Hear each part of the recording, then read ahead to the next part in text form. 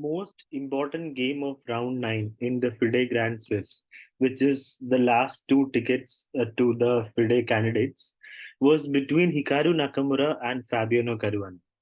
Both of them want to grab those last spots for the FIDE candidates. So Hikaru plays e4 and Fabi plays e5. Now this is a thrilling game where an attack is about to happen right out of the middle game. Knight f6, and we have the four knights, and we have the Scotch variation of the four knights. Takes, and bishop d4, standard stuff. Takes, pawn takes, and bishop d3. And here Fabi plays d5, the most active and the correct move here, striking at the center. E5 seems very tempting, but after knight g4, it just going to be a weakness. The e pawn will be a weakness, and black will have a nice center. So Nakamura takes, castles, a temporary pawn sack. Taking here and being a pawn up would be a mistake because the king would be totally exposed. So it's not safe at all to take that extra pawn. So castles, and Fabi takes back the pawn. And we have a middle game where black has got more center control, and the bishop pair is for both sides. There's a more grip in the center and more active pieces for black, I feel here. H3, bishop e6, queen f3, c5, rook d1. So hanging pawn structure over here. So d pawn is under pressure now, three pieces. So at some point, Fabi has to give up the bishop pair. He does it now. So takes, and queen a5. So Fabi does not worry about his kingside at all. He believes his kingside is okay, even though there is a bishop and queen and a rook and four pieces kind of looking at the kingside. And this move might have been a mistake. So queen e7 is a bit more practically more useful move to develop the queen and connect the rooks. Queen a5. He is attacking c3, but it's not really a threat because takes allows bishop h7. So bishop g5, threatening to play bishop takes knight. And now knight e4, takes, and now if queen takes back, black will just take on c3. It's completely equal. Opposite color bishops and queen and two rooks each. Both sides having active pieces, but not enough pieces to launch an attack or to win the endgame. So that would be completely equal. Hikaru goes for queen g3. He chooses queen g3, preparing some attack here. Now there's a threat of bishop h6. That will cost a black exchange. So black has to play king h8.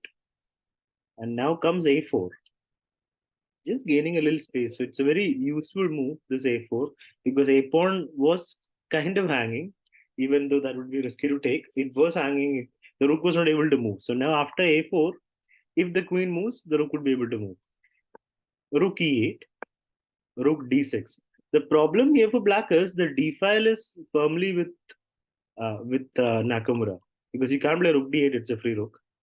And second, you also cannot play f6 and then rook d8, because same problem. Rook takes, if rook takes back, then bishop c7 is a fork. Bishop is defended by the queen. So if f6, bishop f4, rook d8, and if rook takes, queen will have to go and take back. And that would again be a nice position for white. So that's a problem in the position. So Fabi goes rook e8, rook d6, Nakamura, and now h6, bishop f4. Still, rook d8 is difficult. I mean, even if you play rook d8, there is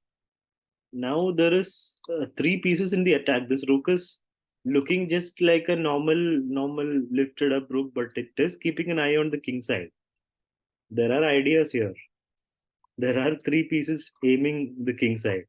So Fabi goes rook e7, and now queen e3.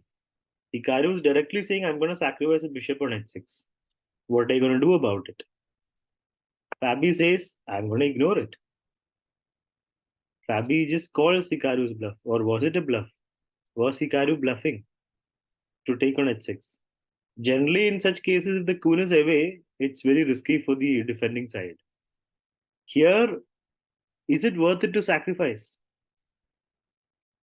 Hikaru goes for it. And it's a sound sacrifice. I mean, bishop e5 is much stronger according to the engine, because now you're threatening queen h6.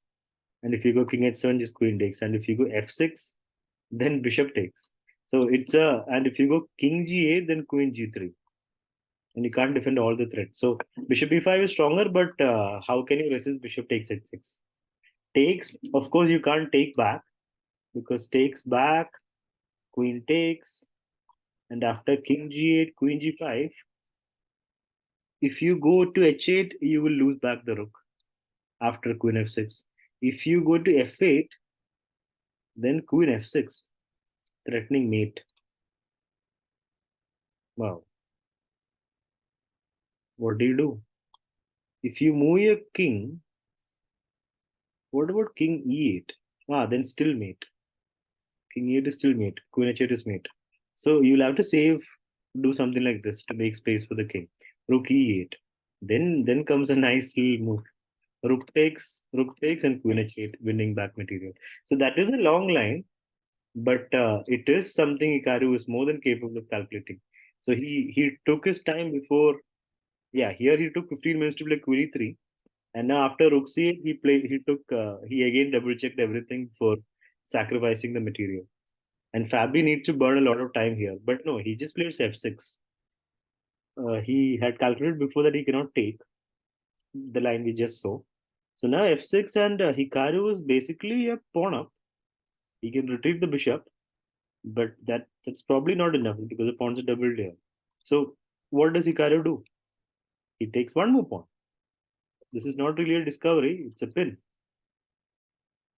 Queen takes c3, and now Hikaru brings his rook also into the game. Now this is a discovery chance. Bishop takes is a threat, and from this moment, Hikaru plays absolutely killer chess, strong chess. So rook d8. So if rook takes. At all these times, this is not really a problem. For example, if you go back, you might think, why not take the bishop now? What is wrong with just taking the bishop? Then, okay, queen. Here the bishop hangs. Sorry, it doesn't work there. So after queen e4, what about now? Now it's hanging, so he has to defend it. So right now rook is hanging, so bishop doesn't need to be defended. But now after rook moves, again bishop needs to be defended, so rook e8. Here after rook d8, this is the first chance for black to take the piece, right? So what happens if pawn takes h6? Then just takes, and then comes queen g6, threatening queen here. Queen takes pawn. What is the best chance? Rook f8 defending f6 probably, and then just queen takes, king moves, and rook d3, and white has got enough play for the exchange down. Is there a better move here? Queen g6, king h8, and then rook d3. Wow. Why was directly rook d3 not good? Seems it's a draw. Queen e1, king h2, queen e5. Ah, okay. So it's important to. So why can't we play g3 here? Queen g5. So what is the difference between that and playing queen g6? What about now rook d3? Same thing is possible, isn't it? What's the difference? Ah, now rook g3 comes because the queen is already here. Wait, but can we play the same thing before? Here rook d3, queen check, king moves, queen check. What about this? Apparently black is better now. The attack is gone. The king just escapes. Okay, this is really deep stuff. Let's go back. So the bishop on h6 is untouchable, and now uh, basically if rook takes, then again it's going to be winning for white because bishop has to move back and rook goes right. So bishop g8 was played by Fabi. Here Hikaru goes queen h4. The bishop is still untouchable because again same thing, takes and takes back, and then rook d7 also comes in with the mate threats. So queen takes c2. Here comes rook d3, and now bishop h7, rook d7. What a nice position.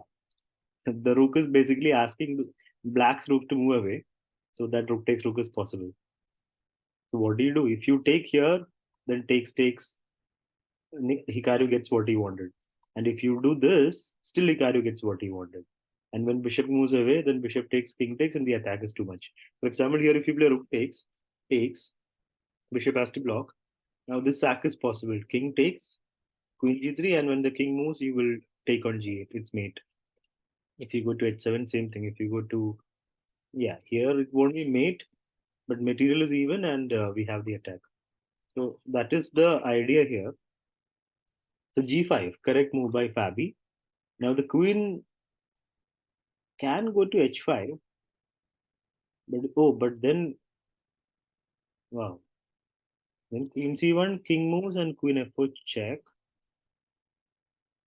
If king goes back, there's mate. Wow, and if g3, it's still mate. So you got to be very careful here. Queen h5 would be a blunder. It's very important to stay connected to this diagonal so that f2 doesn't fall and g3 is for me. So what's the difference now? If you go queen g3, which is what he played, queen c1, king moves, there's no check. Yeah, so that's the difference. So queen g3 is very important there for white. The engine wants you to play takes, and then queen g3. It's difficult to understand the difference. It's just that you eliminate that pair of rooks first, and you still keep the active piece. So queen g3. Now here, Fabi had a small chance to play rook takes rook. It was feasible to do this. So takes, bishop g8. Now it's not obvious how white's going to continue here. I mean, queen b8, just queen a2, and black is holding on, kind of. And white's bishop is slightly stuck there. So this was one move to consider for Fabi. But here, Fabi played queen b1 check, allowing Hikaru to get out of the last rank, and now queen went to f5. And here, Hikaru just finishes Fabi off in style. He plays takes on d8, okay, takes on d8, and now queen c7. How do you defend against bishop g7? And how do you save the rook? So if you play rook g8, then bishop g7 anyway comes. What if you move the rook down? If you move the rook down, it's mate, almost mate. For example, rook here, and bishop g7, king g8, and rook 8 is mate. So can't move away. What if the rook goes here? It's a 8. Wow, then there's a nice little move. Rook e8 check, takes, and queen g7. So those are the threats in the position, and you can't defend against both this threat and the moving the rook threat, queen g7 threat. So Fabi goes for the endgame, but the endgame is completely lost. That's a problem because he's not down a pawn, but now he is going to be one pawn down. But it's obstacle of bishops, right? The problem is this pawn is also very weak, and this pawn is all the three pawns are weak. One is hanging, the other is soon to be hanging, and rook g7 is okay. After bishop takes, rook g7 is in the air. So the problem is the active pieces of white. That's why Fabi is bad in this endgame. So bishop went to b1, rook check, king went to f8. Now bishop takes rook. Takes. So Hikaru correctly evaluated that bishop endgame is winning for black. And now bishop moves, forcing black to go forward. And then just king pawn moves and the king wants to just get in. King g3 and then two connected pass pawns.